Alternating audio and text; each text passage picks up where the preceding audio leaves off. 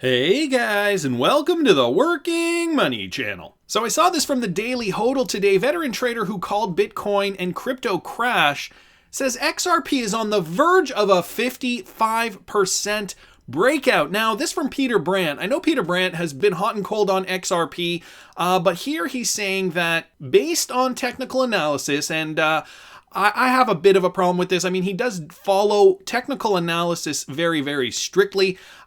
Just looking at the charts for information, and you can't really do that. You kind of have to give a little bit of clout to a few different aspects of the cryptocurrency space, especially since it is so immature. But nevertheless, Peter Brandt's saying this, and technical analysis does obviously have its place. It is all human psychology on the chart, so it is important to note. Peter Brandt says he thinks XRP may have hit a bottom after forming a diamond pattern, a formation that traders look for to identify potential reversals. So he says the diamond pattern has always been a top pattern among traditional markets. I suppose the pattern might work for a bottom in crypto markets.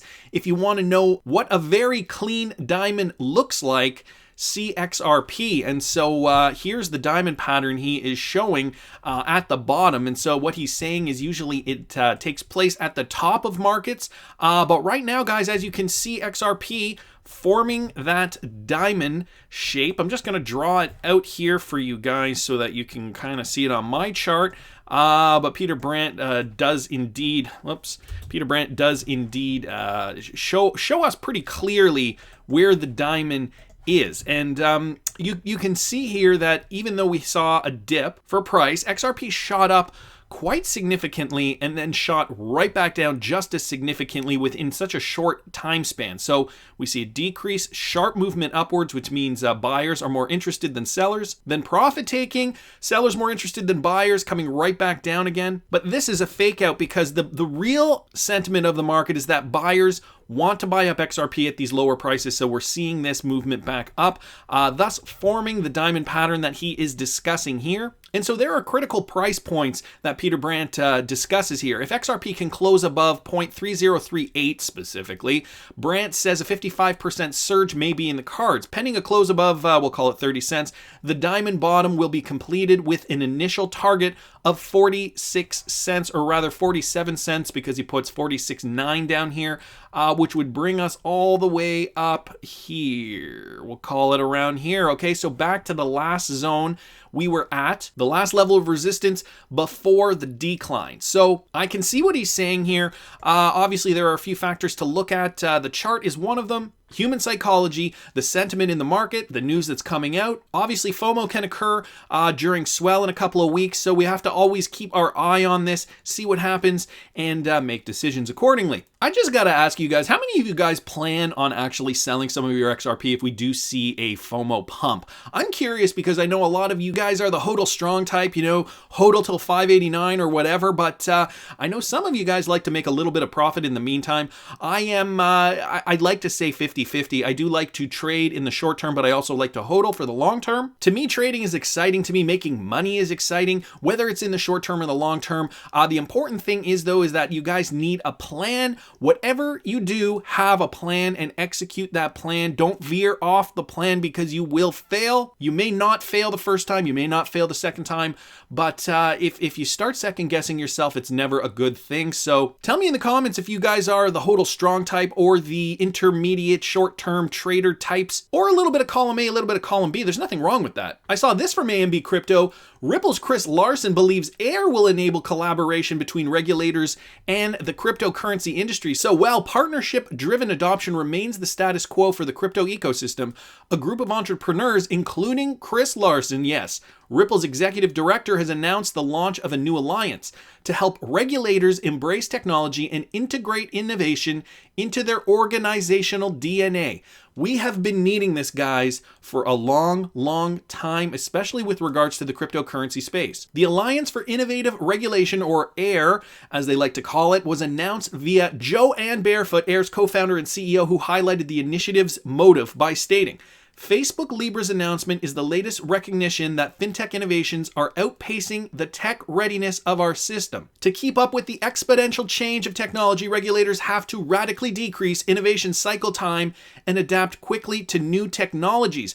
The official press release mentioned that AIR's mission is to help regulators understand new technologies and migrate from a mostly analog model to a system of digitally native design. The alliance plans to assist regulators modernize their regulatory systems. So up until now, Ripple has just been relying on the governments and regulators of the world to do their job properly. And clearly, new regulation, sweeping regulation at that, is not easy to do. It's not an easy task. So now they've come up with another solution. Let's create a body to kind of handhold these organizations, to kind of get them to understand the challenges and how those challenges can affect the industry, what could stifle the industry, what could foster the industry, so on and so forth. And this to me is brilliant. They should have done this right out of the gate. Nevertheless, they're doing it now. Chris Larsen on that board, which is really, really important, obviously, because Ripple has got a lot of skin in the game at this point. Partnering with all these banks around the world.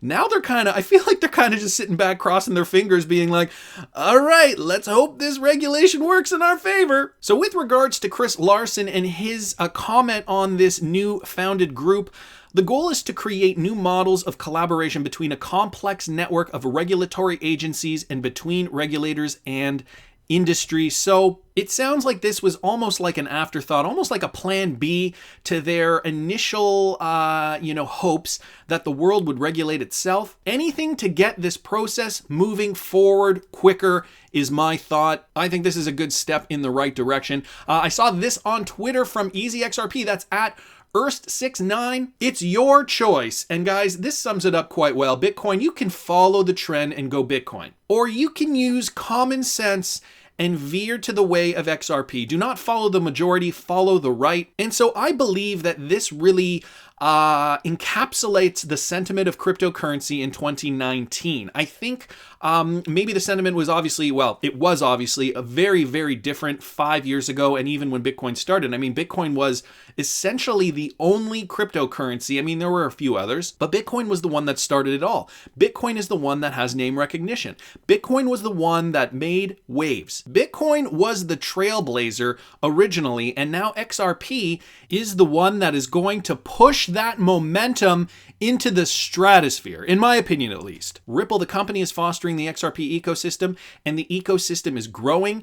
And that last piece of the puzzle, as I said just a few minutes ago, is going to be that regulation. So I agree with EasyXRP in that XRP is going to be the future of cryptocurrency. But guys, Bitcoin did have a place, and I believe still does have a place. Maybe not for cross-border payments, but I certainly don't think Bitcoin is going to go to zero. Personally, I actually think it's going to go the other way. I think it's going to be a great store of value. This is why I hold Bitcoin as well. As a lot of you guys I'm sure know, I do hold XRP and Bitcoin, a few others as well, but XRP and Bitcoin are my two biggies. The biggest one and the lion's share being XRP, obviously, for all the reasons that I talk about on this channel, and I'm sure you guys know about as well. So I just thought I'd share this because this next tweet is going back to 2013, and I had to bring this up from Stephen Bull from the DF at DFSan on Twitter. This video was published in May 2013 when Bitcoin price was around $100. And so this from DaVinci J15 on Twitter. Again, guys, back from May 2013, not that long ago in the grand scheme of things. I want to play you guys this video, and I want to extrapolate what he was saying about Bitcoin to XRP today. Let's have a listen. A lot of you are skeptical. A lot of you don't believe in the Bitcoin system, and that's fine. You can stay on the sidelines, but if you really, really want to become wealthy in the future, I would suggest you take $1 frickin' $1, buy some Bitcoins, put it in a wallet, put it away. Okay, sorry for swearing, but you know what? It's just $1. Get some Bitcoins. Put it away. Goes to nothing. Who cares? Right? You only spent $1. Right? You'll get a million Satoshis for $1.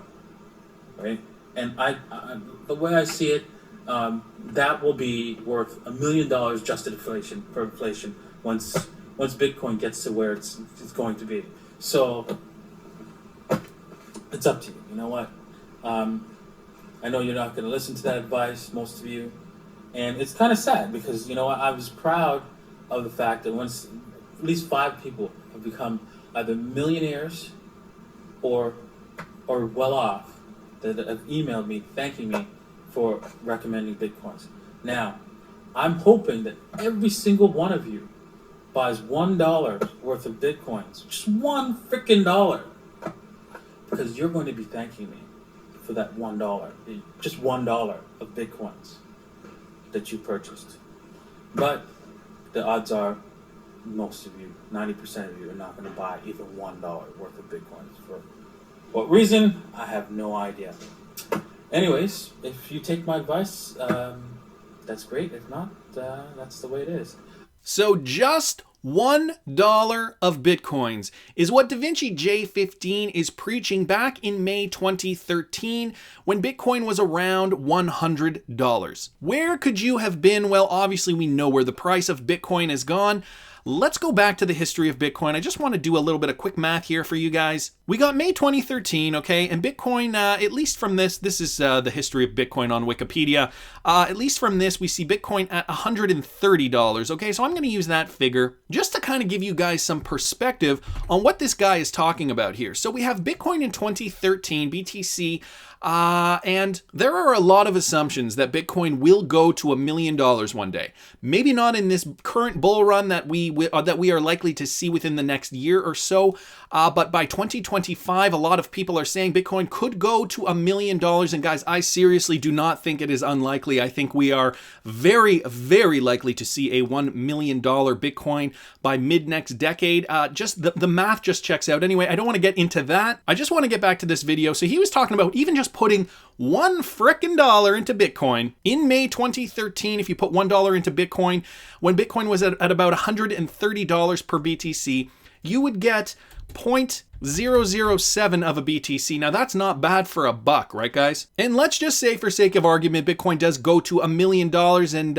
he does discuss going to $1 million, including inflation in that calculation. And so that would mean that Bitcoin, your 0.007 Bitcoin, will now give you $7,000. Now, $7,000 isn't life-changing money, guys, but for a $1 investment, that ain't too shabby. Am I right? Now, if you put in $100 into Bitcoin, and again, $100, not that much money for most people. I know for some of you guys, maybe it is a lot of money, but for most people, you can hack investing $100. And if you invested $100 when Bitcoin was at $130 per BTC, and Bitcoin went to $1 million, that would mean that you would have $769,000. And this is over an estimated 12 years, okay, from 2013, and we're estimating that Bitcoin could go to $1 million by 2025. This isn't out of the question. This isn't crazy talk. I know when we talk to a lot of people who aren't in the crypto space,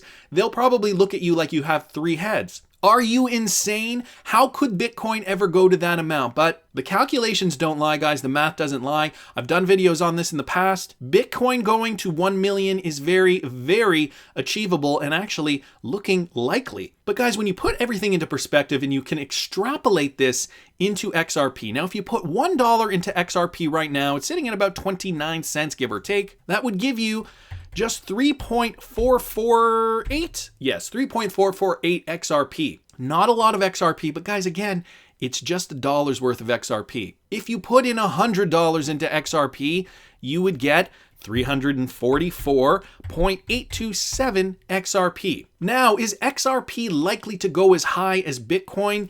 I think it is definitely achievable for XRP to reach 2 digits. Also very achievable for XRP to reach 3 digits. I think down the road in the future, XRP could reach 4 digits. And as Mark Phillips' article suggests, and the math checks out, XRP was built to handle a $10,000 per XRP price point. That's right, 5 digits. If you haven't seen my video on that, guys, I will link it up here. So you tell me, is it worth it to put even $100 into XRP? I'll tell you right now, I'm not a financial advisor. This is not financial advice. You guys have to decide what you want to do with your hard-earned money. But I'll tell you right now, I have more than $100 invested in XRP and more than $100 invested in Bitcoin. Anyways, that's just my opinion, but I want to hear what you guys think. Please subscribe to the channel if you haven't already. Like the video if you like the content I'm providing. I always love hearing your comments. See you in the next one, guys.